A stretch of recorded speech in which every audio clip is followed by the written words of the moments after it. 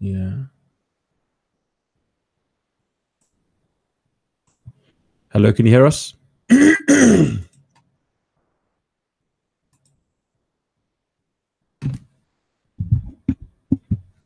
Should be on, isn't it?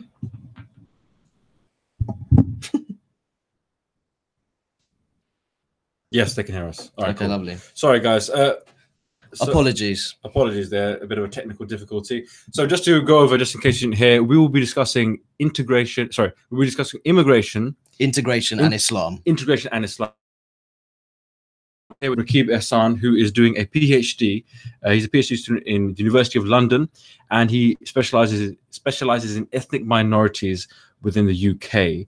And just to start with giving Rakib an opportunity to give your background as to how you became interested in this study area and why you wanted to pursue it further. So take it away.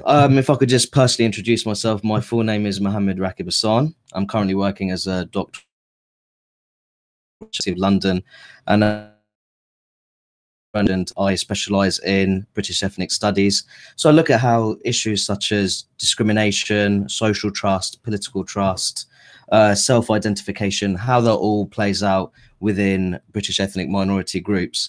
I would say that personally, someone who is of Bangladeshi and Indian mixed stock, I would say that, you know, in a way you're naturally lent to being quite interested on issues such as integration. Yep. I think, but the thing is there that, you know, people, you know, in the social and political commentary, they have a very uniform idea that integration is fundamentally a good thing. Yeah. I think for me, what my thesis does is tries to develop a more complex definition of what integration actually is, and to actually demonstrate in some cases being more socially integrated, or maybe mixing more with other ethnic groups. While that can be seen as a positive, it also has its drawbacks, and obviously we'll have room to discuss that. Absolutely. Further. So just to start with that note, how would you define integration, or what would you say are the different facets of integration? Okay. Well, I think that, as I was alluding to earlier, that some people, they have a very basic idea of integration is essentially, you know, mixing with different ethnic groups.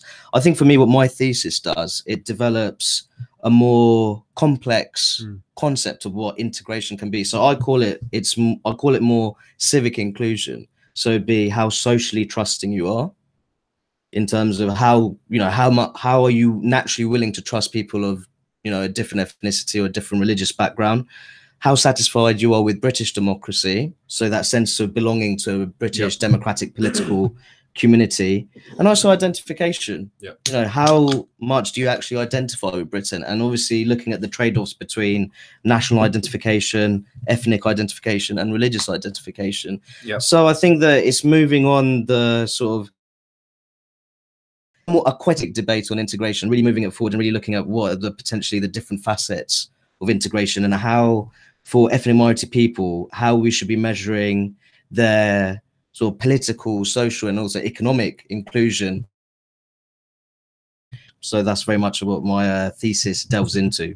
And what have you found? What specific ethnic minorities do you focus on within this? So within my, you know, regarding my PhD research, I focus on the 2010 Ethnic Minority British Election Study Survey. It's the most comprehensive academic study into the sort of social and political inclusion of British ethnic minorities.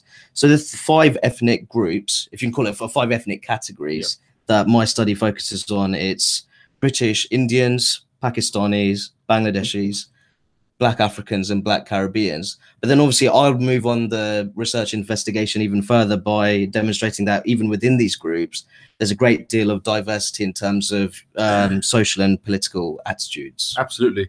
So just to give everyone here background, you might not know, you might not be from the UK, but the groups that Rakib mentioned, so for example, the Pakistanis, Bangladeshis, Indians, Africans, and sort of Caribbeans, we came at different stages to the UK, and we came in different circumstances. Could you give us sort of brief background? So, I mean, if you could take, for example, just, I mean, if you can call it community, you could say that a lot of people of Nigerian origin, or people who originate from Ghana, so West Africa, a lot of these people, they came to actually study in Britain. but then, you know, obviously, you know, adjusting to British life quite what well. time? What sort of... So this could have been maybe a few decades ago, potentially. But I think that you could call them the students who stayed. So once they got adjusted to British life, they decided to settle down and, you know, place their roots in British society. On the other hand, you know, the Black African category that also includes, you know, people of Somalian origin, and you could say that a number of these people came as refugees fleeing wartime Somalia, the social instability, you know, a great deal of upheaval. Upheaval. On what time great deal of instability. This was more recent. Yeah. So this particular, they're the newer sort of, newer, less established, you could say. So if we move on to the South Asian communities, a section of the British Indian population obviously came from East Africa. So if you include Uganda in that, obviously fleeing the policies of Africanization under Idi Amin, the expulsion of East African Asians, who were actually the backbone of those East Asian economies. But in a way, that's benefited Britain in the sense that they brought their sort of business nous, their sort of entrepreneurial skills that they'd developed in East Africa, and they also transferred those socio-economic resources. Yes, under the government of Edward Heath. Actually. And you got the Pakistanis. Then you have the British Pakistani and Bangladeshi communities. If we focus more on the British Bangladeshi community, they primarily originate from a region of Bangladesh called Sylhet, which suffered a great deal of dislocation following the 1971 Liberation War, which coincidentally was with now modern day Pakistan. Well, a number of Pakistani migrants who came over in the 1950s and 60s, they were, you could say, almost recruited to fill up vacancies in the manufacturing sector, especially in the unfortunate tragedy Sangla Dam, which obviously caused a great deal of agricultural damage, and people obviously fleeing to Britain. So you can see there that Britain's ethnic groups, they have very different migratory backgrounds. Absolutely. So just following on from that, what would you say are the similarities between these groups and the differences? What would you say sort of they all have in common? Because all immigrants, they're all sort of trying to make it in Britain. But like you said, the Indians who came via Africa were more entrepreneurial, more business-minded, and the sort of Pakistani Bangladeshis were sort of lower on that scale. More menial occupations. And there's a lot of Pakistanis who worked in factories and mines and all sorts of steel mills. Steel mills. So what would you say is the same about these people and different? I think if I'm looking at my PhD research in particular, Black Caribbeans are the one group which has showed the highest level of mixing with the wider white British community. Right. Is there a particular reason for that? I think maybe perhaps by virtue of probably being the most established in terms of coming quite the earliest to the country. Shortly after the Second World War, you know, you obviously had the Empire Windrush and all the rest of it. I'd say that these groups are different in terms of, you know, in terms of their social interactions, the ethnic composition of their ethnic network. So you can see there, for example, Black Caribbeans have a very high level of sort of interracial marriages for example, while you could see with the Pakistani and Bangladeshi communities, there's an extraordinarily high level of marriage. So, you know, it's a very different democratic satisfaction. Perhaps by virtue of a very small proportion of the Black Caribbean community having experience of more unsavory political climates, they tend to be the least satisfied with British democracy. So perhaps by virtue of many Black Caribbeans, the only sort of political socialization they've had is within Britain, they might have higher expectations of British democracy, you know, issues such as equality, while you could say Pakistanis and Bangladeshis, you know, a significant proportion of these populations actually were born and brought up in Pakistan and Bangladesh. And as we know, that the political culture that in those countries in particular is relatively unstable. If you're comparing it with the United Kingdom, there's great, you know, there's instances of institutional corruption. In Bangladesh, you have hortals, which are like, you know, quite, you know, these are quite severe strikes potentially, where you can't really leave your house for a number of days So that sort of social yeah. So when you compare it to that, perhaps their expectation of British like, democracy wow. is lower. They might see Britain potentially, they're more likely to see it as a safe haven. Of So course. I think that's very interesting to see how migratory background and political socialization, how that really shapes one's view of British democracy as a whole. So now moving on to the sort of voting behavior. Yes. Or the sort of maybe the particular maybe sort of jobs or types of jobs. Okay. Each of these ethnic occupational integration. Occupational integration. How would you sort of, what would you say on that? I'd say that if we're looking at the South Asian groups in particular, the British Indian community is doing particularly well, relatively well. That could be, as I was alluding to earlier, that could be perhaps due to the fact that they many people of Indian origin, they came with a high level of education prior to coming to Britain, and also obviously had their own businesses in East Africa.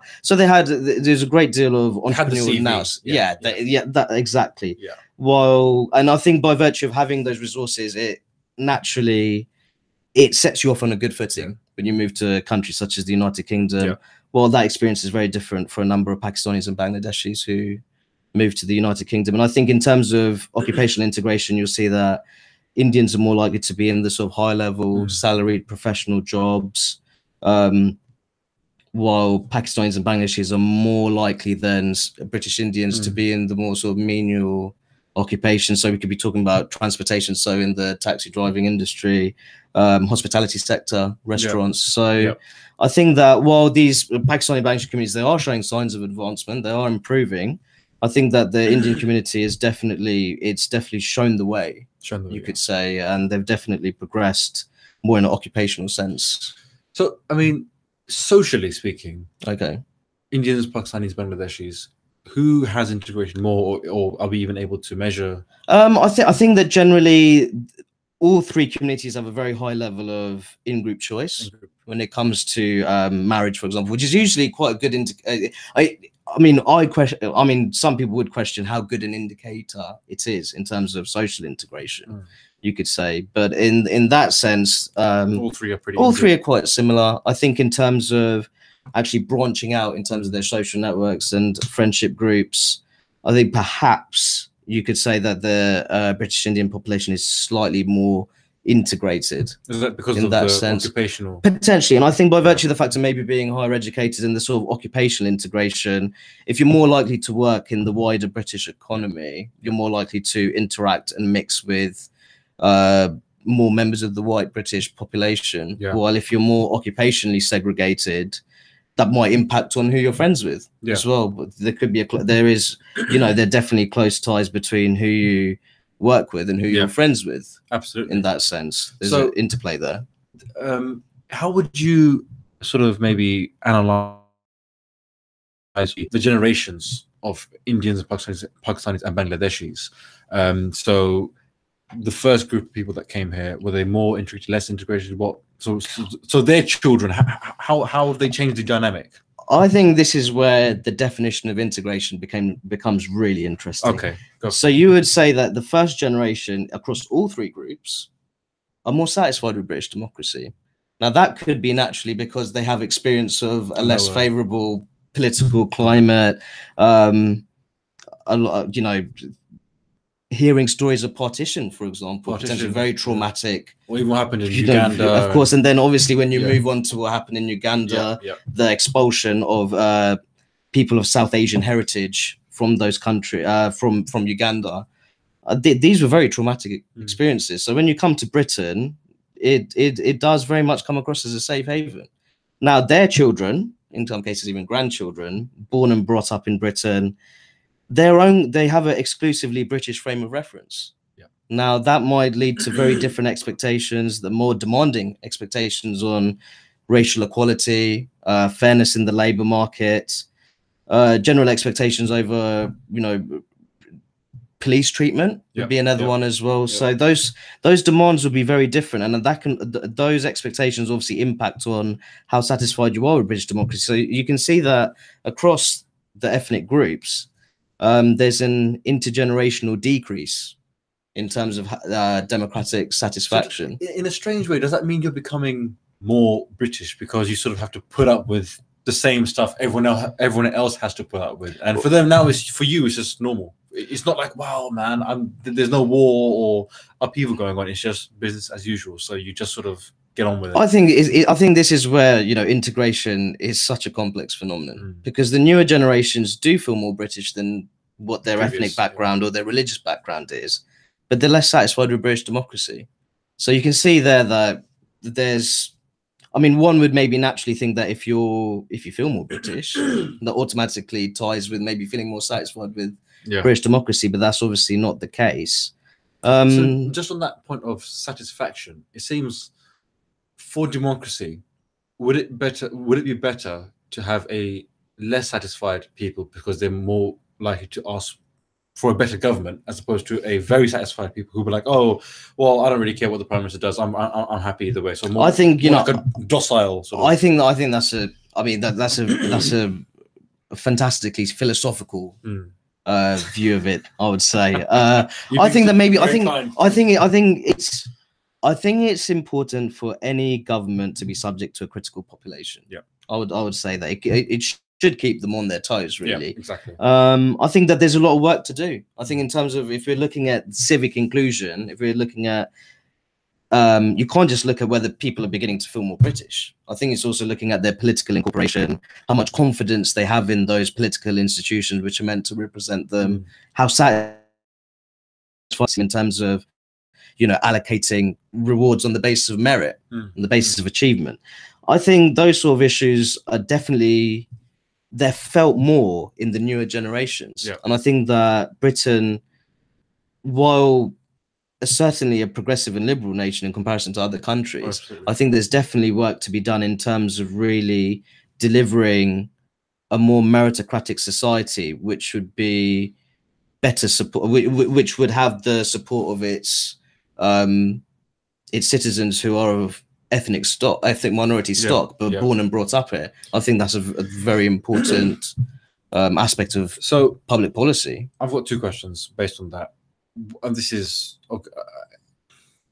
what does it mean to be British? I mean, is it a feeling, or is it a set of values that we all agree upon that this is what it means? And secondly, at what point in time will we stop considering ethnic minorities to be sort of a special group of people that have just come into the country? When will we be sort of naturalized? We are naturalized in the sense of, like, okay, fine, we get passports. In a formal sense. Yeah, exactly. So when will that happen? But you can answer whichever question you want to answer first. I think the issue of British national identity, it can be defined in very different ways. It can mean totally different things for a wide array of people. In my particular research, it's very much asking people, how much do you feel of this in comparison to something else? So, for example, do you feel more British than, say, Pakistani? You can flip over and you can ask potentially, you know, a trade-off between national identification and religious identification. Do you feel more British than Muslim? Do you feel more Muslim than British? So I think in that sense, my research, it's a very direct sort of analysis, and there's various trade-offs between national, ethnic, and religious identification. So if we're looking at the British Muslim population as a whole, you'll actually see that, interestingly, within the Pakistani and Bangladeshi communities, which are near universally Sunni Muslim, you'll see that actually they feel they as British than their ethnic background, which is quite interesting. Yeah. But obviously, when you add the sort of religious element to it, then they feel more Muslim than British. So you can say, if you said in an order, so it'd be Islam, then Britain, then say Pakistan and Bangladesh. Is that true with the Indians as well? With India, I think not as prominently, but nevertheless, religion, in particularly in Indian, Hindu, and Sikh communities, religion still plays a very vital role in their everyday life. So, and I think that's where Black Caribbean is almost an outlier. Religion, in comparison to these other ethnic minority communities, religion doesn't play as heavy a role in identity. Black African community. Religion plays a very heavy role. Are they more in group, or out, like, for example, the Pakistani Indians? So interestingly, in terms of in group choice over social networks, marriage, those sort of typical social indicators. Black Africans actually demonstrate a type of social behavior which is more in line with the South Asian groups in comparison to the Black Caribbeans. So would you say religion is what makes you in group? Because it seems to, I mean, I know it seems to be I mean, that's an interesting question. I think it's something that's deserving of a lot more research. I think it is important to see what role does religion play in actually maybe generating these in-group social choices. I think it's something that it's an area of research which is in, you know, serious need of development, in my opinion. I think it's a fascinating subject as well. So I think that in that sense, in terms of democratic satisfaction, social behavior, in-group choice in terms of social networks, you'll actually see that the Black African population as a whole, they're more in line with the South Asian groups than Black Caribbeans. So this idea you see in much British social science in the past of, you know, creating these sort of these super racial groups, you know, Asian, Black. I think this sort of tendency to homogenize is actually oversimplify. It's actually very unhealthy. It's very unhealthy from an academic point of view, and I think it really fails to acknowledge and recognize and political attitudes within the British Black population. And the second point was, when will these ethnic minorities stop being, of course there'll always be ethnic minorities technically speaking, but when will they stop being a special group that's just arrived? Is there like a cut-off point, or? I don't think you can really put arbitrary, you know, arbitrary cut-off points. I don't know you can really approach it like that. I think what's important is that you acknowledge where the differences lie between maybe the initial settlers and people who were born and brought up in the United Kingdom, and trying to devise and implement a public policy which allows for greater civic inclusion amongst the younger generations who are born and brought up in the UK. Okay, so I've got a question here. Would you rather live in a majority white Britain or a majority mixed Britain? Don't think multiculturalism is a good idea when the cultures coming in are by and large Muslim immigrants who don't mix. So this is where they're saying that Muslim immigrants are more English. So we'll let you tackle this one first. What do you think about that question then? I think it's an interesting question. It is an interesting question, and it's about this sort of social cohesion, or and this is what I was asking about earlier. What it means to be British. Someone said fish and chips. But fish and chips is good. Fish and chips is good. Mash and peas. Mash and peas is bit good. Of mint sauce. Even better. But I would say that if we want a society that has a foundation or a core, we have to have certain values. We all have to respect certain values as part of and these values would transcend ethnic. Oh, of course. These values transcend whatever you are at home, whether you're religious or not religious, or whatever the color of your skin. Would you say that's the case in France? In terms of the French Republic, they have a sort of set values of the Republic, but I'm not entirely sure whether that sort of rigid Republican framework that's really worked. That we've got a better model, because they're very, I would say, heavy-handed in their secularism. Rigid, very rigid and heavy-handed, not flexible at all. But do you think in Britain equally we're maybe too much the other way? I would say we're too flexible. I would say probably we're state-sponsored multiculturalism. I would agree. I don't agree with state-sponsored multiculturalism. No. I think we should have a common sort of core values, and how you wish to express those values or how you get to those values is up to every individual or community. But we all should be going towards the same values, as opposed to saying, well, you guys can believe in freedom of speech, but I don't. It's like, well, that kind of doesn't work, because once you start saying, you know, it's like, for example, you can make fun of everyone, but you can't make fun of Muslims. Why? If you're living in Britain and you are a citizen of the country, or you're benefiting from this country, then you are subject to the same rules or same whatever norms as everyone else. Sort of democratic principles, rule of law. Yeah, of course. Gender equality, I'd imagine would be one. Absolutely. This is why I have a problem with the left saying let everyone in, and the right saying, well, even people that are here, they're a problem also. I think the answer is no. People here, they're fine. If they're following the law and they're just your normal citizen doing whatever it is, absolutely fine. You know. But I don't agree with this. Let everyone. So you would agree with something more like a secular British patriotism, almost, where people are bound by. I'm not in favour of pushing patriotism, because that can lead to. It's a very slippery slope. In Europe, doesn't always end well. but I would say values, like for example, freedom of speech, freedom of thing, the rule of law, rule of law, that kind of stuff. I think is more productive rather than saying you have to wave a British flag. Okay. For me, that's. But patriotism is not necessarily just about flag waving. It can be a sort of pride in your legal system. There's nothing wrong with having, having at least respect. Respect, absolutely. Respect for your legal system. I would definitely say. But do you think there's a natural? Would you say personally there's a natural conflict there for some British Muslims in regards to what do they respect? Where do they seek their legal and formal? From what I've seen and experienced, that the Muslims who are a bit more sort of very, very practicing religious, they sort of get around this whole issue by saying, well, within Islam, we have to follow the law of the land. And we have to respect it. And, I can't say, well, I'm not going to pay my tax or blah, blah, blah. So that's how they get around it. But I feel as if, and I don't have an answer for this, but I feel like as if they don't really, although they benefit from the country and from all the things it provides, or rule and law and order and whatever, they don't maybe have that sort of strong association with the country or with the people of the country. Now, I don't think the way to solve that is for the state to get involved, because I think you make the problem much bigger and greater than it needs to be. So what set of solutions would you think could potentially work in terms of approaching that issue? The honest answer is I don't know, because it's, for me, I'm just to give you a bit of background, I'm a libertarian, so I think the least amount of state intervention the better.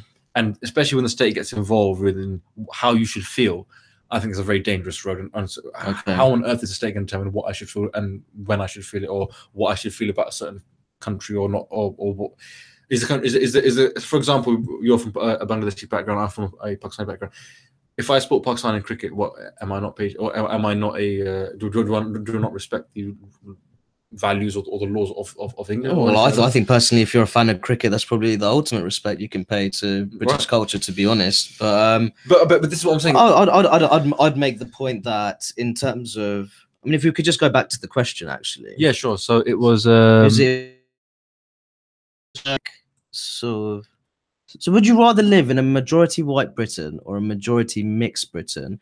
I don't think multiculturalism is a good idea. And I think we can both agree on that statement. I think particularly in the school system, actually, in terms of this sort of ethno-communitarian approach, this proliferation of faith schools, which really skyrocketed under New Labour, and then it was obviously continued under the coalition government. And as far as I know, it's probably continuing under Theresa May's administration. I don't think that's very productive. I think here the state could play some role, but I think there has to be obviously a bottom-up approach.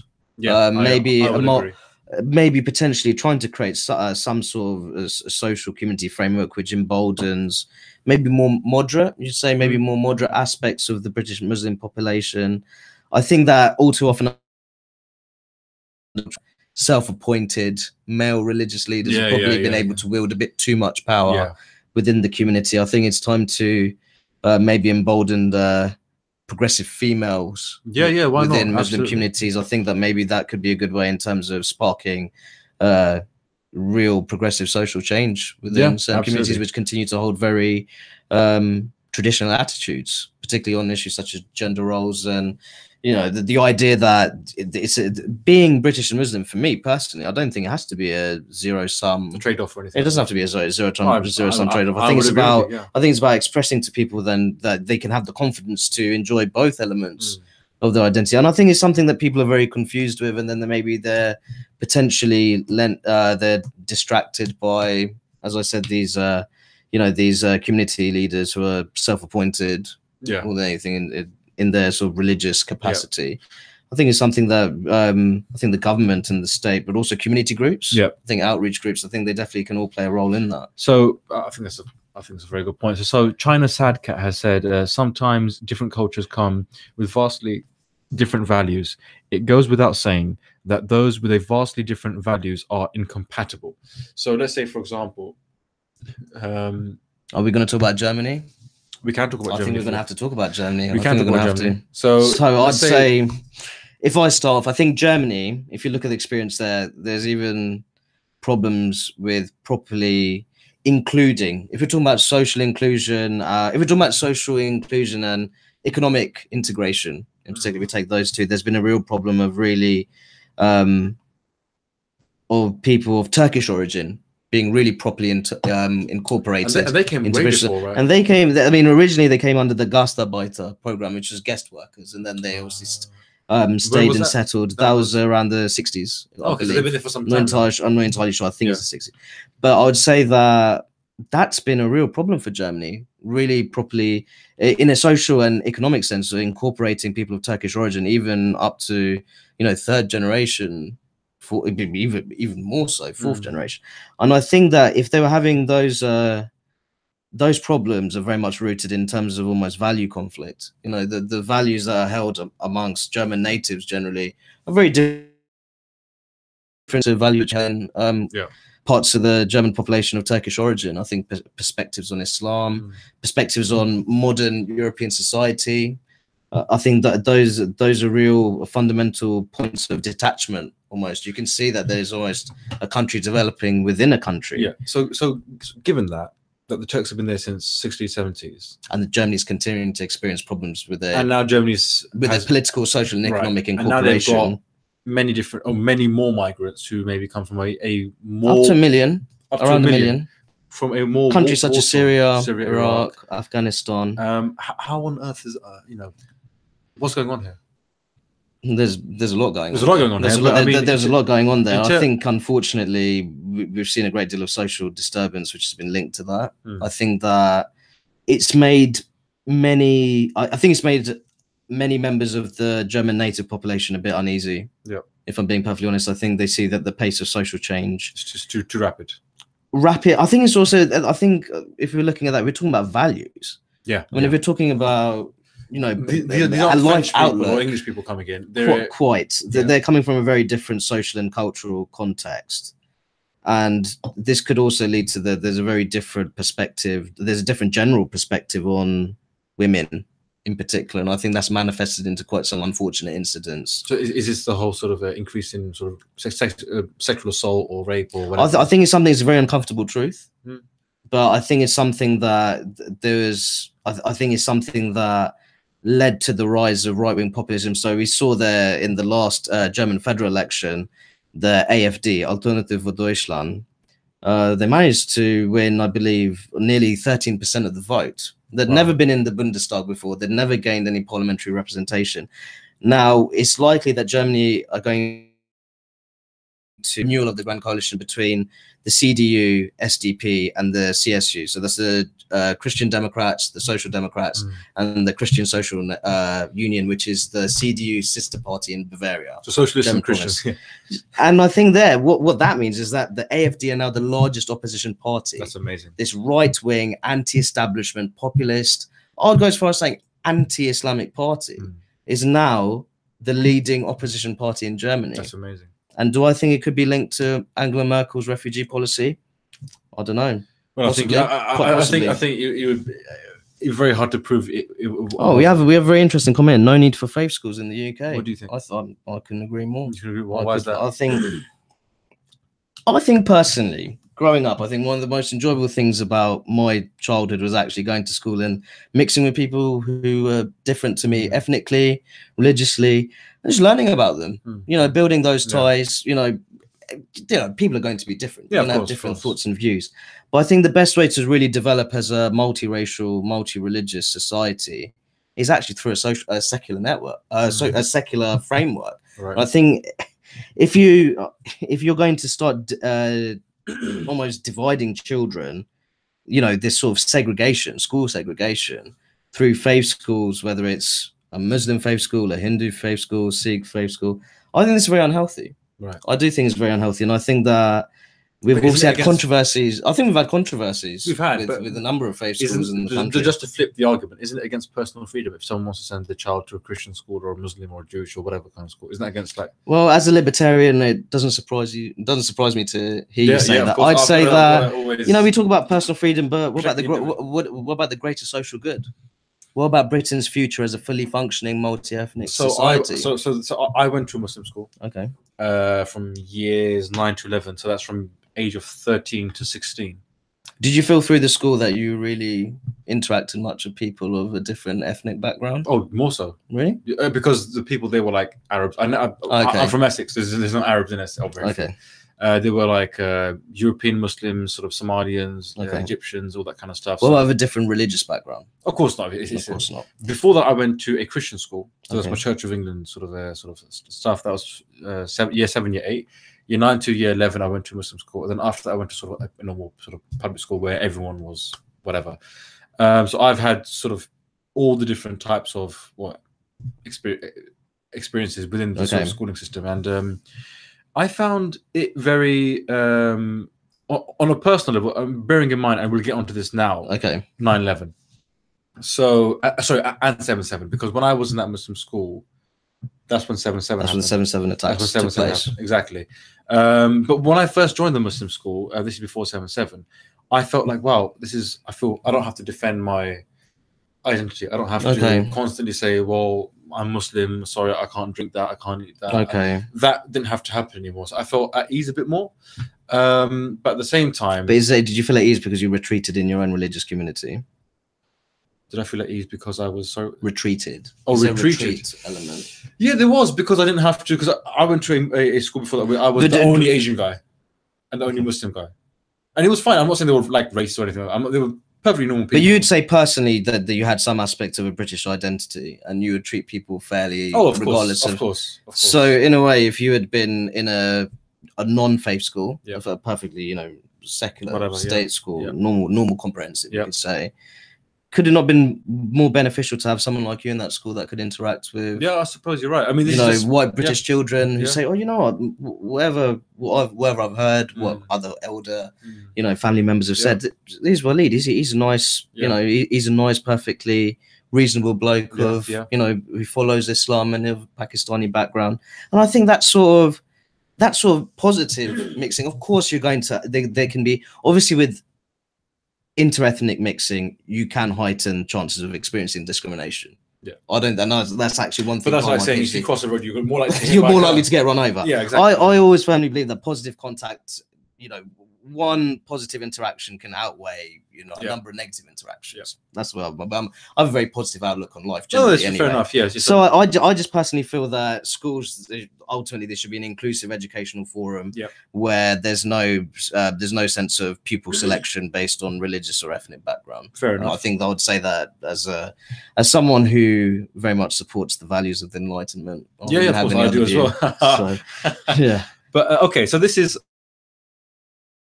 something which me and you spoke about. AS is on good form. The UK should shut down any Wahhabi Salafi mosques and stop any funding from Saudi. Well, I can't disagree with that. I can't disagree with that. I think there needs to be a much stronger state regulation inflows of finance from. So this is where the different cultures, now they don't have the same cultural value of Saudi as we do. That's blatant. Even for someone on the left, how on earth can you deny these multiculturalism, diversity, strength? You cannot deny that. And why on earth would you want to let these people infiltrate the mosques? It is infiltration. It is infiltration. And they are funding a lot of these sort of dawah circles. And well, you can check out my... A very doctrinaire interpretation of Islam, you could say. So there is no benefit from these people, I'm sorry to say. But which then leads me on to the next point, which is, speaking of Saudis, 9/11. Now, we were discussing beforehand that, and this is just my personal experience. I'm from a Pakistani background, and before 9/11, I would identify more with my sort of Indian friends or sort of Indian Pakistani culture, Bollywood. Your subcontinental identity, we can say. Subcontinent, sort of Indian culture, Pakistani culture, songs, Bollywood, cricket, the language, the food, the clothing, the auntie G, auntie, all that kind of stuff. It goes, part and parcel with that kind of stuff. So I was like, food for me speaks key. Oh, absolutely, absolutely. So before 9/11, it was all about samosas. After, it was about hummus. I'm just what I'm trying to say is very interesting contribution. What I'm trying to say is that post 9/11, now. It wasn't about race anymore. It wasn't about you're Indian, you're Pakistani. It's about you're Muslim, you're non-Muslim. So maybe pushed by the media, maybe pushed by the Muslims as well. Okay. It became more about religion. Okay. So now, me as a Pakistani guy, do you feel have that more in heightened common. your religious consciousness? Absolutely. Almost? I saw it reinforced the Islamic aspect of your 100%, identity. and I found that there were more hijabi, more people wearing hijab. Okay. Post 9/11. I think anecdotal anecdotally, evidence probably does. I'd probably agree. I can't bring out a stat and say that. Of course, but I'd say anecdotally, it was more about religion now and not about race. And I found that was interesting because now I've got apparently, in theory, more in common with the Somalian, with the Moroccan, with the Egyptian than I do with the Indian, with the Sikh, with the Bengali, or sort of subcontinental non-Muslims. Subcontinental non-Muslims. Okay. When in reality, I've got more in common with them. Just because we live next to each other. Okay. So, what was your experience as growing up? I think my experience personally, I mean, first and foremost, I'm brought up in a secular-minded, liberal, progressive, Muslim family. Right. I would say that 9/11, I saw it very different. I'd almost go as far as saying that it probably reinforced my Western identity. Yeah. In the sense that I saw this as an act, a barbaric act. Of, you know, on behalf of, well, you could say fundamentalist interpretations of Islam. Yeah. And I would say that if you're talking about way of life, I mean, if you're talking about sort of jihadist, Islamist organizations, though I think they very much have the view they would love to introduce a global Islamic caliphate, which very much operates on the basis of a strict interpretation of the Sharia. I'll be perfectly honest. I'm quite happy with the Enlightenment values, which much European society is founded upon. And I thought these values are under threat. They come under direct attack. I think it's it's a direct attack on these values and principles, which I hold very dearly as I would say as a European Muslim. Yeah. So I would say 9/11. I wouldn't say it really reinforced this. I'm very confident in my Muslim identity. I'm very confident in my Western identity. I find it to be. I don't see it as a zero-sum game. I'm just very confident in all of them. You know, that's very being within me. That's very interesting because most of the people that I spoke to or knew they shared my experience. Which was, oh, okay, so are we with them? Are we against them? Or am I the enemy? Or they were a bit confused. We didn't know who to support. Of course, we're not going to support 9/11. Okay, let me ask you a question, Wally. Would you say that after 9/11 you experienced more instances of Islamophobia? I personally didn't. None. I would be lying if I did. Okay. So you would say, where did this reinforcement of your Islamic identity, what were the roots? Was it the media coverage? It was media coverage, but also at school. I remember it was the sort of small things. But when you're young, you have to understand, before 9/11, it wasn't about religion. It was, oh, he's a Pakistani, he's brown, he eats curry. That's pretty much it. Afterwards it was, oh, is this so you almost think that there was the emphasis was very much different. On it became different religion. And then it was on religion, and now I was like, oh, now I have to be clued up about religion because now they're going to question my religion as opposed to race. And then a lot of people became, like you said, self-aware. Oh, I'm a Muslim, or do I have to wear hijab, or do I have to, all that sort of kind of stuff came as a sort of as a byproduct. Backlash. Whatever you want to call it. Backlash. Whatever you want to call it, really. And it took me a bit of a while to get over that, to be honest with you. So it was a very strange sort of thing. It was a very strange time. It was a very strange time. Because 9/11 happened, then 7/7 happened, and that was much closer to home. Very much. And I remember I used to go on the tube to get to school, so it was on the way. But it was a very strange time. We didn't know who was. Of course, we were all against 9/11. We were all against 7/7. But the undercurrents or the sort of feelings people had was like, oh, these guys, man, they're not really one of us. So I was, oh, okay. So if I'm not really one of you, then why should I even try and be one of? Why am I begging or pretending to be like a British? What does it even mean to British? Oh, yeah. Well, what does British mean? Why am I going to be patriotic when you know the whole bomb Iraq, you bombing this, bombing that, and all of that sort of narrative came into play. So it's now looking back on it, I think. A lot of people we didn't treat it the right way. I think this is my, of course, it's not particularly, I admit it's not particularly rooted in, rigorous quantitative analysis. But I would say, just for anecdotal evidence, I'd say the point where Islamic identity was more reinforced was not so much in the aftermath of 9/11, the immediate aftermath. I think if you can, I mean, some people would include this in the immediate aftermath. I think it was more the invasion of Iraq.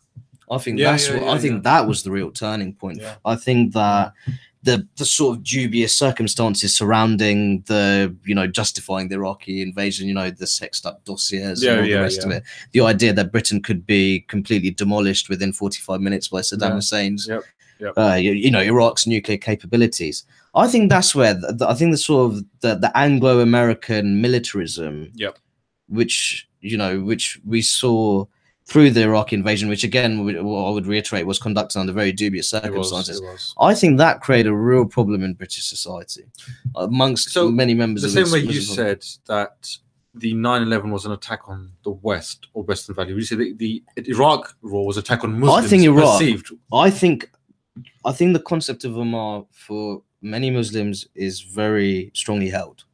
Now, I feel that very strongly held. You know, it's something. I think, you know, the concept of Umar, that there's a Umar. You know, there's a global Islamic community. There's a worldwide brotherhood. You could say, and I think that the fact that firstly the invasion was conducted under such questionable circumstances, of course. And then on top of that, obviously the damage that was caused. You know, the sort of the human damage, the human loss, everything. Yeah. It was terrible. It was absolutely horrendous. But I do think that it created.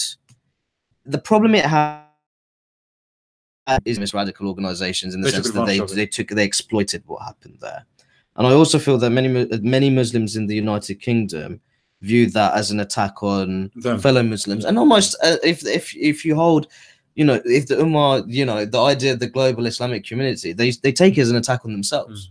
You know, when it's clearly said within the literature, you know, the Ummah's. The hand is in pain, you feel it. You feel it, you know. There's a real sense of that togetherness, you know? And if you feel that, and if that's really a part of you, I think I think the Iraqi invasion did a great deal of damage in terms of generating homegrown radicalization. Because I think when the sort of pain and the anger, I think that was created by the Iraqi invasion and, you know, the war in Afghanistan as well. I think that really. It did a great deal of damage. It did a great deal of damage, and it provided ammunition for questionable characters, and I'd call them hate preachers. In terms of Hamzas and all these guys. In terms of radicalizing young impressionable minds. So I think that in the future, I think Britain has to continue treading very carefully. If there's when it comes to them, this is a sort of defense policy. I agree with you. On a more smaller point, but a very interesting. But this is also an important one. Sorry to interject. Go Daffy B, what Umar with the Saudis flattening Yemen? No, I agree. I mean, I think that's an important point as well, and I think that really goes to: are we Muslim people in general? Are they more concerned when a Muslim is being attacked by a non-Muslim? 100%. And I think that's a problem. 100%. I think that's a problem. 100%. So are they more likely to ignore or downplay Muslim on Muslim attacks? Yeah. But I suppose that's with any community. Like the example, I don't want to get too racial, but black on black violence happens. No, in America, a great deal. Right? A great deal happens. But if a white police officer rightly or wrongly kills a black guy, oh my God, it's like, you know, it's like slavery again. It's like we've gone to Jim Crow. It's like, and that's clearly not the case, you know. So for example, there's so much murder happening. So you think, for example, sorry if we're just going off on a tangent, but if we're talking about Black Lives Matter, they're talking about white on black attacks. They're not really talking about the sort of black on black violence or even brown on black. For example, what's happening in Libya with the black people there. Okay, I haven't heard them protesting against Libyans or Arabs or Muslims. It seems to be only targeted at white people. Very selective in their attention, which I think is actually racist. Because if you truly care about your people, then you won't care who they're being attacked by. That's right. You won't care who the perpetrator is. Really, you should be consistent, and you won't downplay if the perpetrator happens to be the same religious background as you. So I think that's fair. So that's why I really don't buy their sort of narrative, whatever it is. But back to the point that Saudis, they are killing the Yemenis, and within the the whole Muslim world, there is so much infighting, so much one group attacking sectarian tensions, all the rest of it. But the moment a Western or a non-Muslim force, it could be Israel. Do you think that? Do you almost think that that's almost why we hear a great deal about Israel and Palestine? 100%. Because it's Jewish or 100%. Because I'll be honest, I don't think Saudi, you know, they don't care. The systematic brutality, victimization, and killings being sponsored by the House of Saud in Yemen, I think that is just been massively undercovered in, you know, on if you're talking about, you know, just general discussions within Muslim communities. It's not really been talked about that much, to be perfectly honest. And they'll happily go to Hajj, they'll go to Umrah, and they'll have a nice time. Even though they say, oh, they're a bit Salafi, they're a bit Wahhabi, and they'll come back and say, oh, mashallah, very good Umrah. But even though the amount of oppression that is happening there, to whether it's ethnic minorities or like religious minorities like Shias, to women, disgraceful. Disgraceful. And by the way, how they treat Indians and Pakistanis and Bangladeshis and Indonesians is disgusting. Disgraceful. It is perhaps worse. It's perhaps almost you know, that unhealthy sense of superiority by virtue of being the same nationality as Prophet Muhammad, peace be upon him. That could be a possibility. 100%. They are. So this is, you know, we have the white supremacists or whatever. This is the sort of Muslim supremacists or the Saudi supremacist way of sort of Saudi superiority, you could call it. Yes, Saudi superiority. They definitely have that. I don't know if you want to touch on this, but what are your thoughts on Israel Palestine? Who should have Jerusalem? The people should have Jerusalem. The people should have Jerusalem. There's your answer. Yes, don't even try. It's a place that holds a great deal of importance for Christians, Jews, and Muslims. I think to reduce it to some sort of, you know, this sort of Trump using it almost as sort of like a political instrument to politics is politics, isn't it? You know, it is. But okay, great. Please change the topic for once. Well, if you want to ask a question, my friend, you're more than welcome to. True one. If you'd like to see a real change of topic, then maybe ask a question. I think that's, why not? I think it's fair enough. You know. Yeah. Okay. Take too long to type a question, does it? So we've got a real academic PhD guy here, and that's what you're saying. But anyway, so what I would say to you, 9/11/77. For me, in my opinion, these drastically changed the way Muslims saw themselves. Do you think it almost changed the way people of different ethnic and religious groups interacted with one another in British society? Maybe. I think it may have. So, what is your view on the idea that 9/11 and 7/7? Do you generally feel that there was a increased? Exactly. I think that the people in terms of, you see these events, 9/11, 7/7, deeply traumatic events. Would you say that in Britain, in the British context, do you think we saw a rise in Islamophobia, which could have created a reinforcement? Let's define that term, because I don't like that. Okay, someone who is treating someone unfairly on the basis of being, I think. Okay, let's talk about it. Is someone insulting an individual on the basis that they are a follower of the Islamic faith?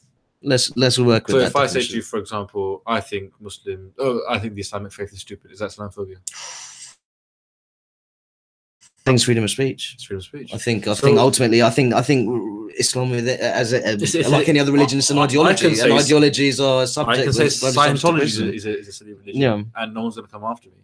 If I say Islam is a silly religion, ooh, that's a bit touchy. So what I would say, I would rather go with the anti-Muslim.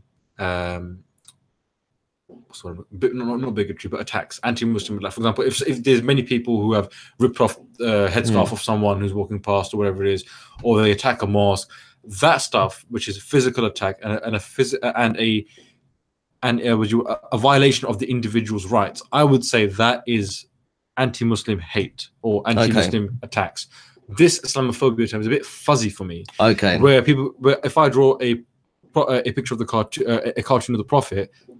Some people say that's Islamophobia. I would say it's not, because I can draw any cartoon of any prophet or any god or Hindu god, and that's perfectly fine. But Muhammad, for some reason, is off limits. And so, do you think at times people within the Muslim community they overly use the term Islamophobia when in theory it could just be a valid criticism of and that's the same with the people within, for example, within race. If you criticize someone, like for example, who's brown or black, oh well, that's just racist. You're being racist to me. Well, no, not really. I think it's a defense mechanism, or a sort of people use who are maybe on the back foot. Would you guys far saying it's a victimhood mentality? 110%. Strong opinion. I'd probably say, I think personally, I think that people at times, in particular when it comes to the criticism of Islam and aspects of Islam, I do think there's a sense of, if you're confident in your religion, you would engage. in a confident, articulate, Absolutely. and in a very open way. Yep. If you start saying, you're not allowed to say that, you Yep. want to close it down, it almost makes you feel insecure in your religion. I'd say. Yeah. This is almost a demonstration of insecurity. Almost. I agree, and we were talking about integration and social cohesion, all those things earlier on before.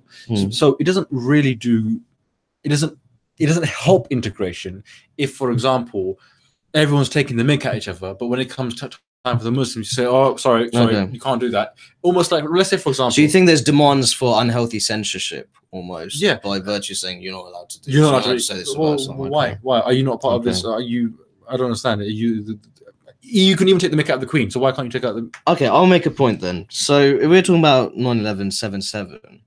Do you think these attacks made non-Muslims more assertive in their criticisms of Islam, and that in turn, Not necessarily. You don't think they've been more assertive in their criticism of Islam? I think it's split.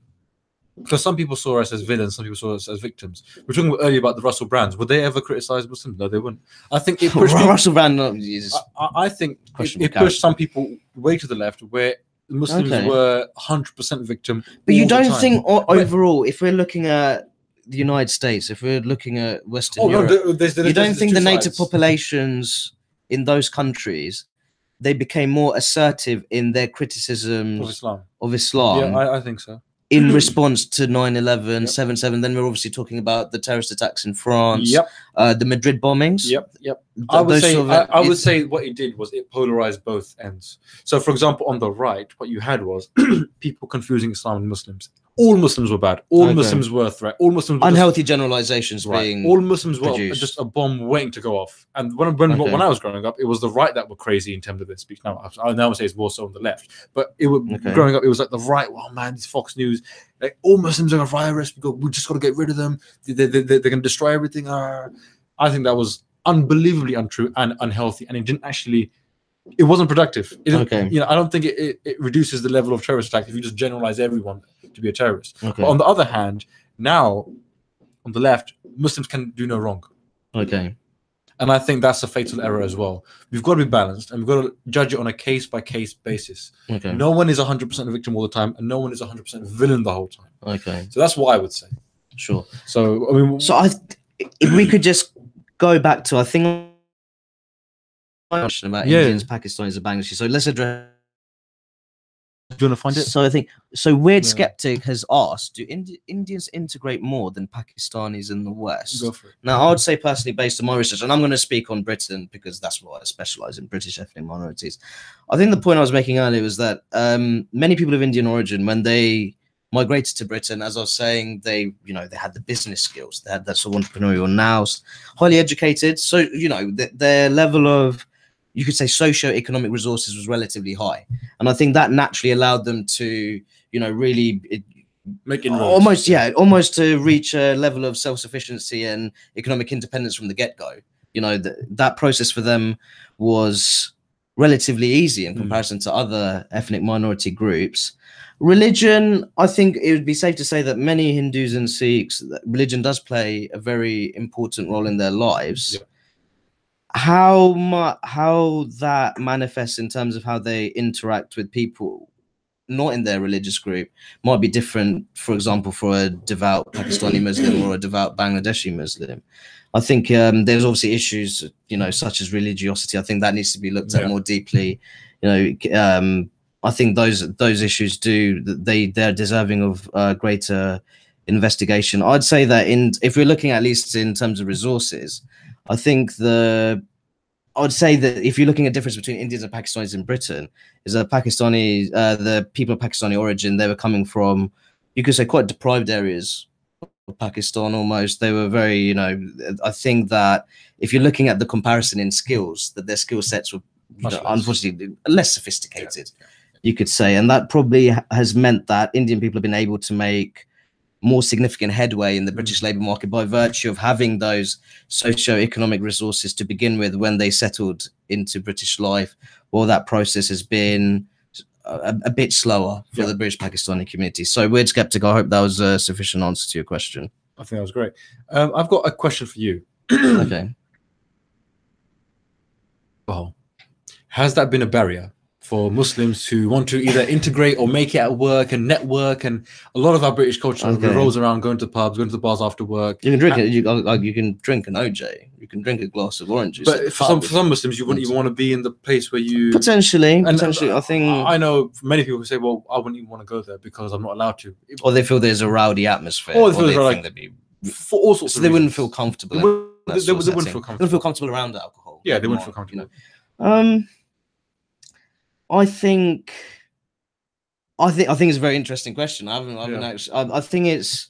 I mean, I think for me personally, I think there's other ways that you can. It doesn't just have to be through the pub. It doesn't have to be through events which involve a great deal of alcohol. I think, there's still sports clubs, there's community clubs, there's a wide array of activities that people can interact with one another. In terms of interethnic interaction and really mixing with other groups, without it having to be alcohol related. Right. So does alcohol, I think, to say there's perhaps issues surrounding sort of social mixing amongst British Muslim communities in terms of how they interact with people outside their religious groups. I think to say that it's purely on the basis of alcohol, I think it's quite a reductionist way of looking at things. I think. But it's a real consideration for, and not just for me. It was for many people I know. They're like, well, I want to go. Everyone's networking and doing their thing after work, the Christmas party or this party or whatever it is, or just Friday night. Friday night at the club or the bar. You don't have to drink. No, but that's not even the issue. It's because the whole environment is maybe modest, mixing and all. It's not simply that. Although alcohol, I think speaking from my own personal experience, I have a, I personally feel that there's other activities that you can engage with, in terms of mixing with people of a different ethnic and religious background to you. It doesn't have to be the be all and end all. It has to be about clubbing or going to the pub, or you can't be a proper British bloke. Without having a drink, without having a few points down the local boozer, So I think it's an interesting question. It's definitely interesting. And for example, would you ever see a maybe you would, but not likely, a Muslim female hijabi going to a pub or a club, even though she's not drinking? And saying, I think that's something that maybe you would like. Maybe perhaps a future guest of yours could be. Progressive Muslim, maybe, then maybe discuss with her those sort of social life experiences, what the places that she might feel comfortable at, what settings she might feel more. If there are any hijabis out there who, I think, Okay, cool. Now this is another part. We've been talking a lot about Muslims. Now we know Muslims in the UK and of course around the world are very diverse from different ethnic backgrounds, linguistic backgrounds. Some countries are more richer, more developed. Some countries are not so developed. Within the UK, I think the main groups are Pakistani and Bangladeshi and Indian. But there are also Arabs, Somalians, of course, and other sort of, and also Nigerian Muslims, so West African Muslims. How has, in your estimation, in your opinion, what would you say is the same about them? What would you say is different? So, for example, I think we have differences within those ethnic groups. Differences in sort of education, attainment. So, but I think if we're looking at politics, I think that it would be interesting to see the figures. But I would imagine that there's very strong Muslim support across ethnic groups for Labour. Now, Jeremy Corbyn very much understands that if you could call it their Muslim vote, he is the Muslim or Muslim voters in Britain. They play a crucial part of Labour's natural electorate. And I think you can see that in his, for example, with the communal riots in Gujarat, when now the Prime Minister of India, Narendra Modi, he was chief minister there in Gujarat province. He was very much the idea that he would be taking part in these parliamentary day motions, which are very critical of Narendra Modi's, you could say, inactivity, and his mismanagement, you could say, in regards to those communal riots. He's very much talked about Islamophobia, something that you really question the term, what it actually means, but it's something that he's talked about a great deal in terms of that it has to be combated in British society. So I do think, and I think in particular, we're looking at certain groups. I think if we look at the Pakistani, Bangladeshi, and Somalian ethnic groups, there is a relatively high percentage of households which are one income, but there is a considerable number of children. Now, I think we're looking at fertility rates, for example. Fertility rates are particularly high amongst the Bangladeshi, Pakistani, and Somalian communities. Now, you know, if you're looking at households which are one income, there's one source of income. There's a relatively low level of female economic activity in those groups. If the household is one income but there's more children, then naturally you have fairly low level of financial resources to spread across a higher number of children. Now, naturally, that means that you're more likely to be in need of welfare, forms of state support. Now, naturally, if you had the decision between Theresa May and Corbyn's view of the sort of all-encompassing welfare state funded through higher taxation, I think naturally, if you're in those groups and you have that sort of household setting, you know which party you'd probably vote for. So let's take that the next step. If a Corbyn or someone like a Corbyn gets into power and supports these people and they have a higher birth rate, which they do is existing, how will the future of Britain be in terms of ethnic minorities? Will there be? I think Britain is a country that there's going to be considerable demographic shifts. Now, I think that, are we likely to see a higher percentage? Are we likely to see a higher percentage of population being Muslim in the future? In London, certainly, I would say. I'd say in the country as a whole. Okay. I'd probably say yes. Largely because we're continuing to see relatively high fertility rates within the Bangladeshi and Pakistani groups, which do have fertility rates which are far higher than the rate for the white native population. Interestingly, there was a study recently earlier this decade which actually showed the Indian community, their fertility rate fell below the white native population. So naturally, maybe that taps into the British Indian community, why it's progressed so well in an economic sense, because less children, more likely to have a two-income household, in the sense that there's a relatively higher level of female labor market participation. So two sources of income, less children. Maybe perhaps it allows you to pay off your house quicker, so you actually own your house outright. I think it allows probably for a more economically secure future if you construct your household that way in comparison to say the the sort of the rates of reproduction in those communities, and also how gender roles mean that there's a higher percentage of one income households in those communities. I think they're interesting discussions. They are. There's this interesting comment here by Sam Thomas. The irony is that most Muslims are conservative in thought, yet nearly all vote for a progressive Labour Party, knowing that they'll get 4 to 5 bedroom house plus all the benefits. Tom is that's Sam Thomas, is it? Sam Thomas. He's not one to mince his words. No, he's not one to mince. He's not sounding very happy about that. But this is a very interesting point, that family values and all the sort of they're not pro-gay Muslims in general. They tend to have traditional perspectives on homosexuality. Their views would actually fall under the Conservative Party. So why do they keep voting Labour? It simply can't just be for more money, or is it? In terms of welfare, why do they vote? I mean, Pakistanis and Bangladeshis historically, why do they voted Labour? Why? Well, historically, ethnic minority people would generally vote Labour because Labour were responsible for passing the race relations legislation in the 1970s. I would have to admit that I think if we're looking at Jeremy Corbyn in particular, and I think we have to make the point that he's very much driving the Labour movement. You say that if you call the Labour Party now as a sort of social movement, which he's tried to convert the Labour Party into, he's very much the figurehead of that. And I do, as I was talking with you about earlier, like in terms of being, very much highlighting instances of Muslims being victimized. I think he's talked a fair bit about the Rohingya crisis in Myanmar. He also talks about, when we had those communal riots in Gujarat, he was very critical of the then Chief Minister, Narendra Modi. And when he visited in his capacity as Indian Prime Minister, he was very, he viewed his displeasure at that visit. So you can see there's a general thread there of sort of appealing to the Muslim aspect of the British population. The values are completely different. Values are completely. It depends what motivates your vote.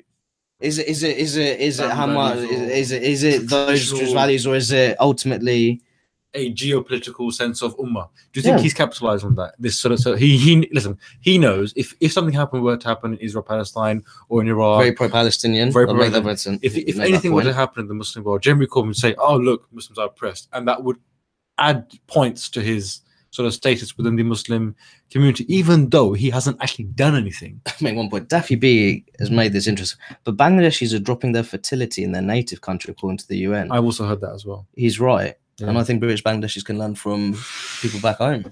Well, you've heard it now. If you're Bangladeshi, listen to this. Rakib has told you to, well, take it easy. Take it easy. Be responsible. Be responsible. Be responsible. Live within your means. Live within your means. Live within your means. That's what I'd say.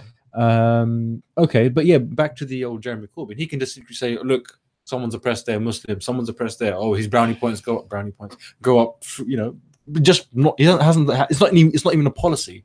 It's not even anything that we might even necessarily sort of benefit from tangibly. It's just, look, someone's oppressed, and that's what George Galloway did. A lot of politics is about presentation. I think that's. But I think that Muslims are being fooled. I really think they're being fooled, genuinely. In the sense that you don't think he's really being sincere about. I don't think he's being sincere. I really don't think he's being sincere.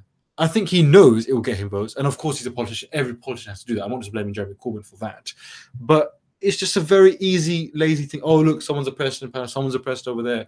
Brownie points, brownie points. What have you actually done, though, for those communities? I don't think welfare is the way out for these people. I really don't think it is. So he just... Well, but ultimately, I have to make the point, really. If there is a one-income household, and there's a high level of... There's a relatively high number of children in that household, you're more... You probably have a greater need for state support or child-related benefits. Quite. Would you not say that? Quite. I think that's a very valid comment. If we're talking about general electoral behaviour, unfortunately, contraception as of yet has not really been implicated in that study of political behaviour. Would you not say it's so much cheaper? But I would say ultimately, well, if you take the point that there is a one-income household, often if that one income is based on a menial occupation, now if there's a higher level of children and there's a greater need for state support, are you going to vote for the Conservative Party or are you going to vote for the Labour Party? I agree. So maybe that I'm just merely discussing why people vote a certain way. That's a fair enough point. And you want to talk about the sort of, the high level of Labour support within Muslim communities. I was just merely offering some, of course, I'm not musings. No, of course not. Someone here who I believe goes by the name of Ellis Goodson has said, I think his anti-Semitism is sincere or anti-Zionism. What do you think of the anti-Semitism in the Labour Party? Would you say exists? If so, to what extent? I think it's something that the Labour Party, a party that's always talked about justice, fairness, anti-discrimination, inclusion. I think that they should be particularly active in weeding out any form of anti-Semitism. I would make the point that criticising Israel's policies based on settlements and all the rest of it, I do think that that's perfectly valid. That's fine. I think that when it's beginning to be, the idea that there's this idea of just complete, Jewish domination, people are just being completely run by Jewish people, and these sort of which I would say conspiracy theories. I think that's deeply unhealthy, and I think to allow those ideas to fester, develop, I think that's very, very dangerous. So someone Slimsky says Rakib loves JC, sees Twitter, big mistake. What do you think? No, Slimsky, I actually would say that's inaccurate. I think what maybe Slimsky is referring to is an article I wrote on Youthquake. Right. I think if I could talk about that, I think generally we were looking at the last general election. The Conservatives were expected to increase their parliamentary majority, and as we know, Theresa May ended up making one of the greatest political unravels I've ever seen, in the sense that she lost, the Conservatives lost their parliamentary majority, and she had to conjure up this arrangement with the DUP. Anyway, which almost compromises the peace in a way in Northern Ireland, but we could talk about that maybe on another day. I merely made the point that Labour's dominance amongst young voters. You know, the real momentum. Yeah, I think the sense of that, you know, they were really efficient in terms of communicating their message to younger voters. I've got to give it to them. And I'd have to say that partly why the Conservatives were. Partly why the Conservatives ultimately lost their parliamentary majority, I do think, was because we had this youth quake where Labour really managed to dominate the young vote, and you'll see that in the sense that in Sheffield Hallam, the ex-deputy prime minister Nick Clegg, he was unceremoniously dumped out of that student-loaded seat.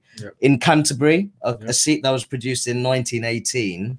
Sir Julian Brazier, who was the Conservative MP there for 30 years, he lost his seat to Labour, who Labour had never won in that seat since its creation in 1918. Interestingly, a lot of students attend the University of Kent within that constituency. So I think I was merely explaining. You're explaining the phenomenon rather than sort of saying exactly. So Slimsky, how can Rakib reconcile Corbyn and his friends and his Press TV? Yeah, I think Slimsky. He's gonna gender against. I think this Slimsky. I think you need some Valiums. I think you need to relax a bit and actually realize that I'm an academic, and just because I report something rooted in evidence, which may be fair from a particular political, that doesn't mean I support that political actor. But I'm sure you have the intelligence to make that distinction. Yeah, it's actually a very interesting point, because why has it become so hard for people to? For example, in this example, you've explained why Corbyn did well or Labour did well, but that means you must be Corbyn. I think it's a very. I think it's not only just you, but it happens a lot now. If you just simply explain, oh, you know, Trump did well because of this. Oh, so you're, you know. I think it's something that, for example, I've actually looked at, and I've actually presented at conferences talking about ethnic minority support for Trump. For Donald Trump. Yeah. Now, I'll openly say that I'm not a particular fan of Donald Trump, but the reality of the matter is, if you're looking at, the general media commentary, you know, the idea that this was a white working class revolt in the United States, I think it's a lot deeper than that. If you actually see that, according to some polling figures, he won 3 in 10 votes within the Hispanic population. Yeah. Now, not many people actually, they'd be quite surprised to hear that. Yeah. So obviously look into the idea that, you know, established people of a Hispanic background, the sort of wealthy, business-minded people of Cuban origin in Florida who tend to vote Republican anyway, generally, but supporting Trump. I've really delved into that. So yeah, that could look favorable on Trump. But these are things that are driven by figures, driven by, you know, electoral figures. So, but the idea that automatically makes me some sort of Trumpian or a supporter of the Republican Party, I think it's quite outrageous. And I quite equally hear Slimsky talking about Mao-mentum. That's a very clever play on words there from Slimsky. But it's the idea that I might write an article talking about youth quake, the idea that Labour dominated the youth vote and how they did that through, you know, efficient use of social media communication. They did very well. Does that make me a Corbynite? I think Slimsky, I think you're wrong. Yeah, quite frankly, I think it's a very simplistic way of looking at things. Also, I believe that more black people voted for Trump than they voted for Romney. Oh yeah, and I actually presented that. How do you explain that? I think there's a lot of ways to look. I think that we had a situation where we had a Democratic presidential nominee in Hillary Clinton who was a bit complacent. I think she was very complacent. I think she was the first Democratic presidential nominee for for a number of decades who didn't even visit the state of Wisconsin. She lost Wisconsin. Yeah. You know, something you would say, a traditionally Democratic state in the industrial Midwest.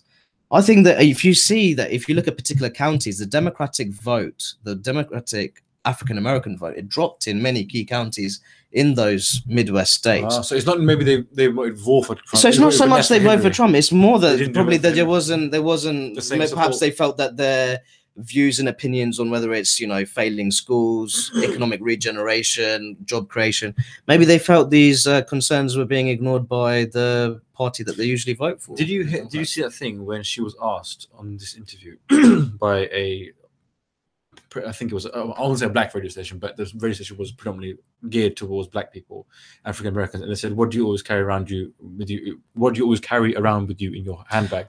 Hot sauce. I like hot sauce. That was an answer. I like hot sauce a lot, but I don't think you would say that if you were asked. So she was asked specifically, "What do you always carry around with you?" And this was by black people. And she goes, hot sauce. Oh, And they were like, I'd probably say what I carry around me. I carry a number of photos of my loving immediate family. I think that might go down in the family-oriented parts. But you're a sensible person. I'm a sensible person. She's quiet, and she's not. And she's not. And I just thought that was one of the most insulting sort of like you know, as if they're children. Like, oh yeah, okay, because you know we're cool now because I've got hot sauce. I think we both can agree that she was a very questionable candidate. Yes, she was. Unfortunately, she paid the price. She did pay the price. Now she lost a presidential election to Donald Trump, which I think is slightly embarrassing. Would you? Now this is would you say that was good for politics in the long run to disrupt that rhythm of this Clinton sort of, you know, sort of dominance or whatever you want to call it? He's not the perfect candidate. I don't think there is such a thing as a perfect candidate. But I don't believe in perfection. I don't believe in him. The whole thing, and he's now. What do you think? We were talking about draining the swamp and shaking things. Whatever. He's certainly shaking. I think it's too early to tell. If I'm being honest, I think it's too early to tell. I think a judgment can be made nearer to as his first term ends. Yep. I think we'll see. It'll be interesting to see the midterm elections, right? What that throws up. But yeah. Okay, fair enough. So, do we have any questions? I don't know what this is talking about. So AS is asking, what are your thoughts on modern feminism? Go for it, Rakib. I think I'll have to shift that one to you first. No, I want you to go for it. Okay, so you want me to go? You're the academic, not me. I think modern feminism is something that it can be described in different ways. I personally feel that the core essence of feminism, you know, the idea of like real global empowerment of women, I think that's been lost a little bit. I think that I think there've been some, you know, there've been some bizarre priorities that have been made by people who would call themselves modern feminists. I think personally, for me, what I would say is of modern feminism would be, for example, making sure that men and women who do exactly the same job are paid exactly the same amount of money. I think in some ways, I still don't think that's completely true in the United Kingdom. I think that can be improved upon. Right. I'd say that if we're looking at maybe not problems abroad, this is actually things that happen within the United Kingdom. I think outlawing female genital mutilation. Yeah. I think that'd be one. I think that's something that actually happens within the United Kingdom now at an alarming level. And I think people who are responsible for conducting those operations, they should face criminal proceedings. Absolutely. I think I would say maybe pushing forward like an idea of try without all female shortlist, because I don't think that's the right way to do it. But really trying. I feel that young women who are trying to engage in democratic politics in this country, they do it quite often through social media. I think the problem with online is that they face a great deal of misogyny, a great deal of harassment. The internet is the internet. Internet can be a rough place. Now, I think it depends on, you know, how you're able to deal with those things. But I think personally, if you are a young woman and you're experiencing if you're almost going to a stage where you're being threatened to be raped and all the rest of it, I think that's alarming. But I think if one day if us two had, you know, young daughters who really wanted to engage with politics and they were facing what you mean on the internet? On the internet, I mean, I think internet, you know, if they're discussing things online, like just trying to join a healthy political discussion. You mean like in the comment section? Because the comment section. Listen, I think generally, I think it's crazy. I mean, I think it is, but I think that nevertheless, I think that trying to create a healthier culture where we really do acknowledge the level of misogyny and harassment which takes place online. And that can be very daunting for young women, and you don't want them to retreat and step away from their democratic system. I think these are the things that modern feminism should be, you know, that's what it should be. What are they doing that they shouldn't be doing? What are they doing? Okay, what would you say modern feminism? Would you agree that they potentially pursue certain objectives which you don't feel would you? It's a waste of time. Waste of time, but I think they actually do a disservice to women themselves. I think they are making enemies out of men when they don't need to. I think they are becoming unhappy. They are in the business of professional victimhood, as are many sort of race hustlers, or sort of like, black people are always victims, or Muslims are always victims, or females are always victims. We can never be the oppressors. The whole system's against us. Yeah. Okay. Where would you like to live in a country? Which other country or part of the world is more conducive for a woman, for a black person, for a Muslim to live in? It's certainly not Africa. It's certainly not Asia. It's certainly not the Middle East. So what's left? Well, I presume a lot of those people, their parents and grandparents moved to Britain precisely for those reasons. Precisely for those reasons. So, but I think at the same time, I think that Britain is still a country that, you know, it's a country that we're proud to be Very proud. British, and Absolutely. I think it's always important to try and improve your country. There's nothing even wrong. if you feel that it's at a good level, Yeah. then you're satisfied with things. There's no problem with improvement. I'm not saying the world is perfect, far from that. But what I'm saying is they don't have a sense of proportionality. When you say things like, I agree. I think so. Global perspective, maybe have things on a more international basis. Saying, okay, I'll take that point. When you say Trump is Hitler or literally Hitler, you are insulting the people who were actually, died at the hands of Hitler. You're insulting the 6 million Jews. And you're insulting those people when you say I agree. Hitler. And when you say these kind of things that are it's sensationalist. It is sensationalist. It's embarrassing. It is embarrassing. And it's more importantly wrong in the sense if you literally believe that, then you are literally doing yourself a disservice and the people who believe you a disservice. And I feel that they should be. Listen, the world is not perfect, but we happen to live in a part of the world which is actually a pretty nice place to live in. A very nice place. On the whole, yes. I'd very have to nice agree. place. No country is perfect, but they are. I feel like they're ungrateful. There's this sort of resentment and hate towards the things that make this country really good, and I don't think they appreciate that or even understand that. If they want to really understand what a patriarch is, go live in Saudi Arabia. You understand the moment they say, "Okay, put on a burqa." Oh, okay. So this leads me on. So we're talking about our country as a whole, and we're talking about Western societies. Yeah. So if we're moving on to the point, so these are countries with growing Muslim populations. Yep. What do you feel needs to be done in order to create a more cohesive society? Well, creating more cohesive societies, which is seeing these demographic changes. I honestly think, and this is going to be controversial or even maybe not well thought out, but it's just my early thoughts or my early opinions. Initial thoughts always Initial help. Thoughts. You can build on that. Absolutely. I really think the one thing that separates the West from the rest is that they have really given the individual sovereignty. It's not perfect, but that's the foundation of West, that you are an individual, you can pursue your dreams or whatever it is. That classic liberal concept of being your own person. I don't think that exists in other parts of the world, especially within the Muslim world, where they have the concept of the ummah. Okay. It's about the group. And I think, like we were saying before, I think it's overly communal. Very. Okay. And I had a family relative visit. He's from Pakistan, lives in Pakistan all his life. He went to, I think, France, Italy. He went like on a European trip, whatever, with his. There's one thing I realized the most is like, no one cares what you do. You are an individual. I feel free. I can do whatever I want when I want. I don't have this social pressure or people looking at this judgment over my head. Or if easy with a sort of community-based judgment. Yeah, and I feel like you were saying before, anything happens in Iraq, Afghanistan, Muslims feel, that's my brothers, that's my sisters, this. But the thing is, I would, as a libertarian, I think the antidote to this is to promote the sovereignty and to really get that in people's heads. Listen, at the end of the day, yes, you are a Muslim. Yes, there's nothing wrong with any of these things. Sure. But you are an individual. You are responsible for your actions. If you mess up, it's on you. If you do good, it's on you.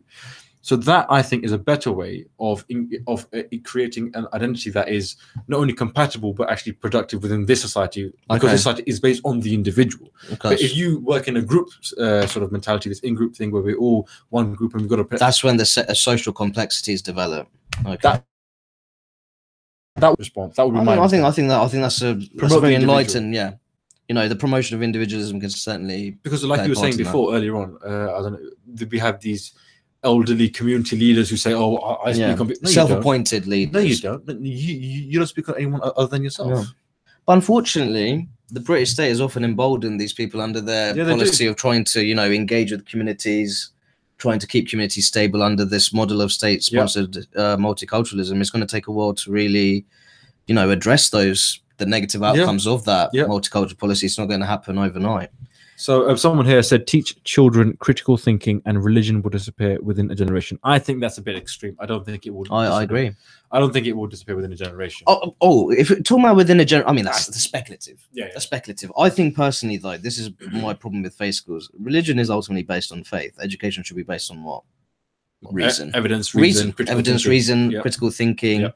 Yeah. That thing of not just taking something for what it is, but actually engaging with what you're reading and, analyzing in a very critical way. I just believe faith schools are fundamental. They're just completely they're antithetical to the objective of trying to create a more cohesive and more progressive, multi-racial, multi-ethnic, multi-religious British society. I think that, you know, I think a future government that acknowledges that, I feel that they are, I think it'll be very difficult to reverse that ethno-communitarian approach to education. But I would have to say, for me personally, I would like to see faith schools eventually abolished in United Kingdom. I know it's a dramatic, but maybe something that we see more in France, this sort of like secular approach to school governance. I think that's something that Britain would be wise to learn from, consider and learn from. Yes. So I just want to sort of course, how are we doing for time? I think we can continue for a bit further. Okay, sure, go for it. So I would say if you want to take some questions or comments. So AS has said England is a great country with beautiful people. Yep, that I agree. Farhat Ahmed has said, I agree, Veedu. Individualism is emphasized in the Quran. In the Quran, it says no soul can bear the burden of another. Okay, so what? Okay, this is interesting. That's an interesting point. I think within Islam, there's enough capacity and enough sort of material to promote the individual. I don't think it's the most natural thing to I don't think individualism comes naturally to Islam because it's about the ummah, the community. That's what I'd like to say. I think the problem it doesn't come natural. So I would say it's a bit of a Farhad Ahmed, he said it's a good point. He's made a good point. I think there are aspects where individualism is promoted. Yeah. But I'd ultimately say one of the core concepts of, if you say Islamic ideology, is the idea that there's a, you know, that sort of that group identity, the sense that there is a global Islamic community, brotherhood. And I think that is the one that sort of perspective very much overrides any instances where individualism is promoted within Islam.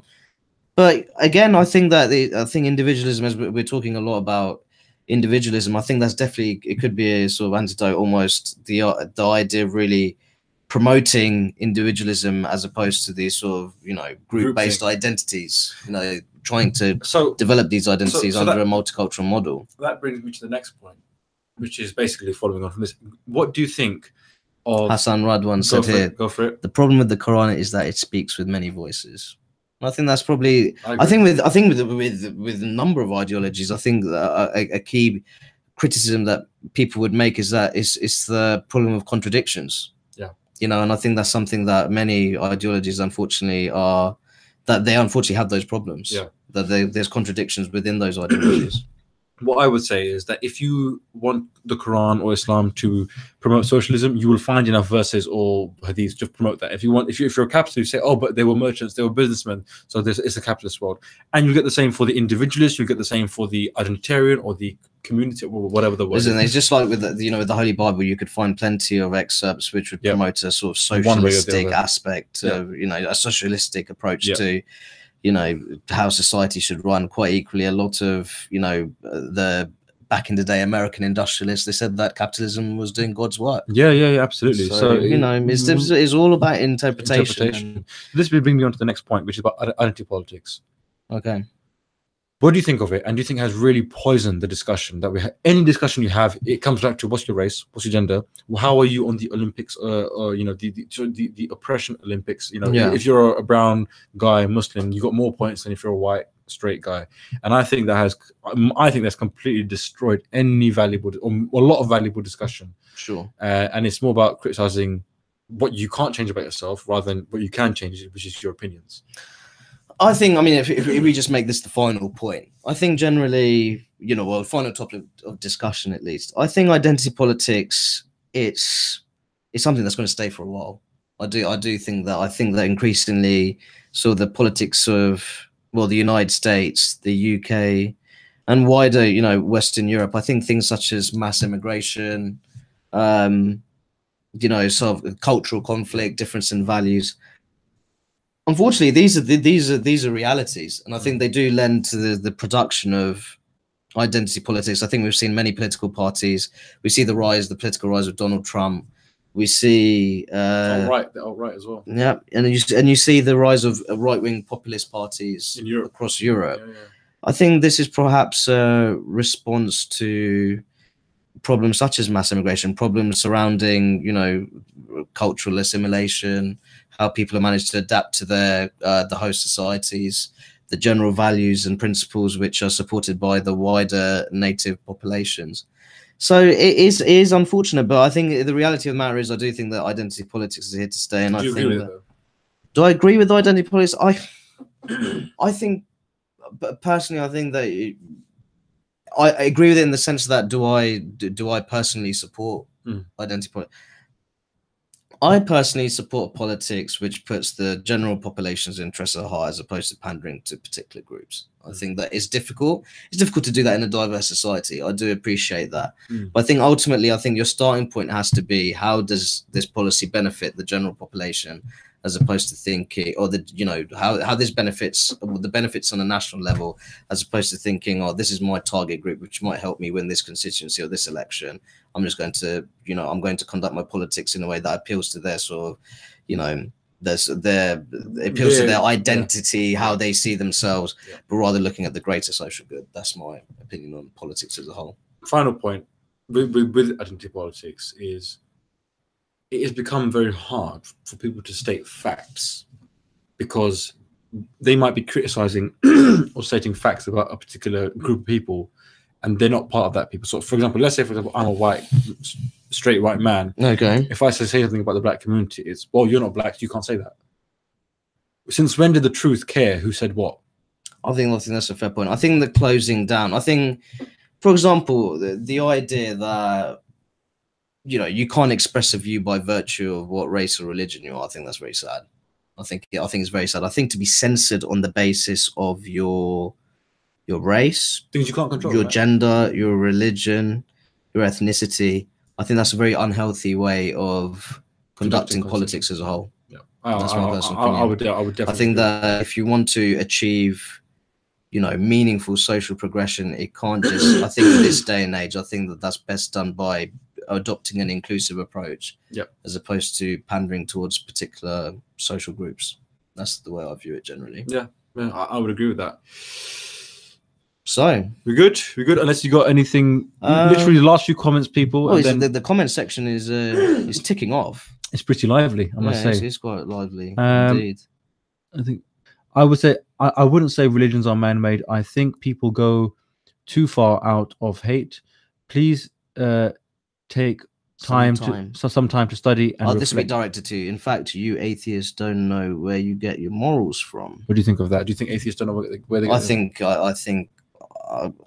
Fahad Ahmadi made a very good point earlier in the individual, but I think he's let himself down there, unfortunately. I think so. I mean, I think if that's targeted towards you by virtue of the fact that people, I don't know, or it could be just targeted towards atheists someone in the comment section, whoever it is. Yeah. I think to say that religious people have the monopoly over being moral, I think far from true. I think that's. If you look at the secular, if you look at the more secular societies, especially now in the West, they're usually the ones with better countries.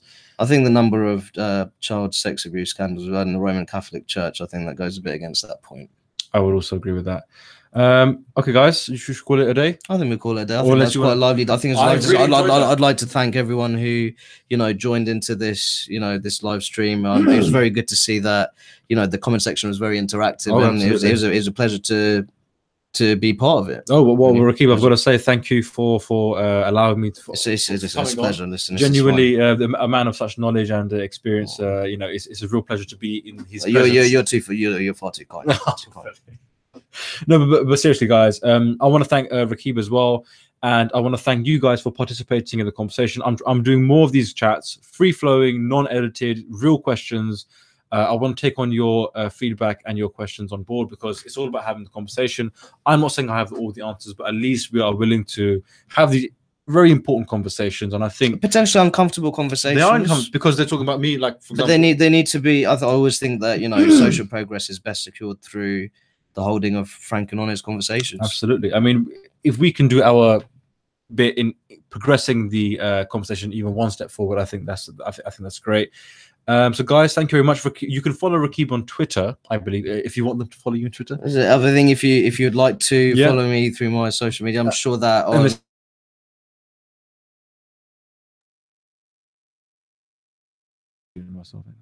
no, I'm not. Cool. So that's at. I'm just putting it in the comments. I'll put it in the description as well. And And Rakib, if you would like to just Hassan Rizwan says, I'm impressed by Rakib. Oh, well, thank you for the kind words. Thank So am I. So am I. That's why he's on here, because I really trust in his ability and his knowledge. I found him very, very sort of accurate. That's what I think it's important to be accurate and honest. Yeah. I think nowadays, like we were talking about before, it's very easy to say, oh, everyone's doing this, everyone's doing that. Well, okay, let's break it down. I think you have to break it down, try and be analytical, but also try and do it in a compassionate way. Yeah. I think that, resorting to insults and, trying to downgrade people on the basis of their race, religion, or gender, or whoever they may be. I think that really it's not productive at all. No, it's not in terms of social progression. We've got here one last. Okay, love your videos, love your Zarkanite impressions. Thank you very much. I really appreciate it. David said, "Well done, Rakib and Veedu. Britain is fortunate to have you two as citizens. You put the great in the prefix to your country." I think Mr. Elkins is a very kind, very man. kind guy. I appreciate. Thank you very much. Thank you very much. Very much appreciated. Guys, we will leave it there, and we will join you next week with another guest. So check this space out. I've got someone who's very interesting lined up for you. So let's keep the conversation going. If you can support this channel, you're more than welcome to contribute and support me on Patreon. Subscribe, share the videos. Everything helps. Every little helps. At Sainsbury's, I don't know why I'm promoting them. But anyway, guys, thank you very much. Thank you once again for Rakib. Thank you very much for the conversation. It's an absolute pleasure. Absolute pleasure, guys. I really enjoyed it. We will see you next week. Goodbye. Goodbye.